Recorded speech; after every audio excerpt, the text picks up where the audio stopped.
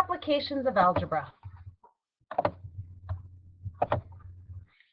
Write an expression or equation for each of the following statements. The important thing is we have to remember what things mean. So we need to highlight them. 3 more than a number. The word more tells me add. So I've got plus 3, and I need to have a number. So we'll call that x. Now, so 3 more than a number would be x plus 3. 4 less than double a number. 4 less than double a number. There's a few things that are key there.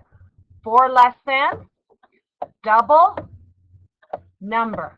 What do each of those things tell us? Well, 4 less than means I have to get 4 less. That's going to be a subtract 4 somehow.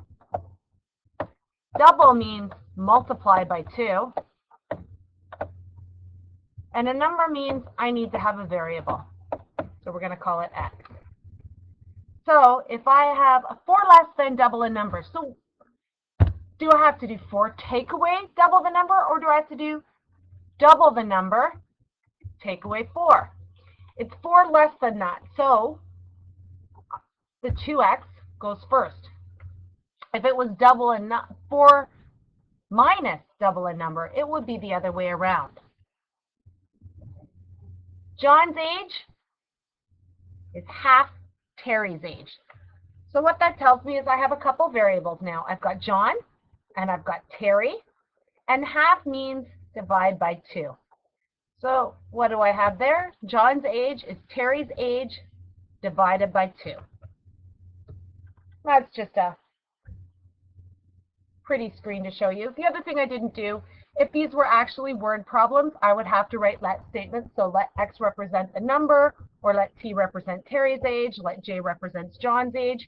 You can also see that I wrote it as 0.5 because half can also be written as 0.5. So there were 2 ways that I could have written that. Consider the following example and pause the video and write out the question, highlight and underline. Okay, remember, you're highlighting the key information and underlining what you're solving for. Mr. Alves is booking the theater for his big math party at the end of the year. The theater charges a $50 flat fee plus $7 per guest. Does this relationship represent a linear relationship? If it is linear, does it represent a direct or a partial variation? Explain. So what do I want to know? Is it direct or partial? I want to explain it. And is it a linear relationship? So let's think about what this tells me. I'm paying $7 per guest. So I go up $7 every time I add a person. Isn't that a rate of change? And if I pay a $50 flat fee, that's something I'm paying only once. That would be my fixed cost. And my fixed cost isn't 0. So it's not a direct variation. It's in fact a partial variation. And there's a written explanation right here that you can copy later on. Create an equation that relates the number of guests to the total cost of the party. Well, we've already established there's a $50 flat fee and $7 per guest. And we want an equation that relates the number of guests to the total cost of the party. So the number of guests, that would be N. Total cost would be C. And we want to write some let statements. Let C represent the total cost of the party. And we should state that that's in dollars. We should always include our units in our let statements. And let N represent the number of guests at the party. Remember, your let statement should be something your English teacher would be happy with. Oops, I spelled guests wrong. At the party. If it's not a complete sentence in your English essay, it's not a complete let sentence for your let statement. We've already established the flat fee is $50. Remember, that's our fixed cost, which is our y-intercept. The $7 is our cost per guess. It's our rate of change, or our slope. We know for a partial variation, the equation is y equals mx plus b. So our equation here is c equals 7n plus 50. And again, just for you to copy out, it's a little neater here. Use the equation you created in part B to determine the cost of the party if there are 50 in guests. I'm hoping you're still pausing the video and writing these questions out and trying to do them yourself before you move on. Let's highlight what's important. I've got an equation. I want to know the cost if there are 50 in guests. I want to know the cost. I don't have any idea what that is. 50 in guests tell me n is 15. So put brackets where I see my variable. And now I'm going to plug the 15 in. And 7 times 15 is done first because according to BEDMAS, I multiply before I add. And that's 105 plus 50 is 155.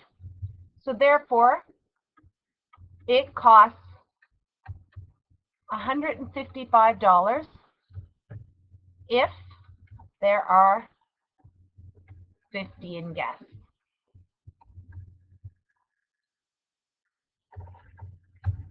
And again, it's written neatly on that page for you. Finally, use the equation you created in part B, we're going to highlight that, to determine how many people could attend the party if the most Mr. Alps could spend is $500. So let's read that again. Use the equation to determine how many people could attend the party if the most he could spend is $500. Well, spend, that's my cost. How many people is n. So I need to substitute the 500 in for the cost. Now I have an equation I need to solve. Now I need to get the n by itself. What do I need to do? In order to get rid of plus 50, I need to subtract 50.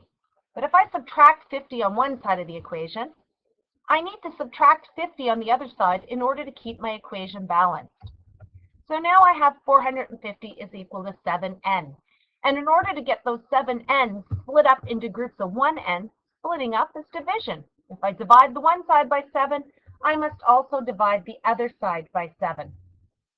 And I don't have a handy-dandy calculator, so we're going to cheat and go to the next slide. And we see that that's approximately 64.285. Now, I can't have 64.285 people. If I round it up to 65 people, it's going to cost more than $500. So I need to actually round it down to say that Mr. Alps could invite up to 64 people to his party if he must spend less than $500.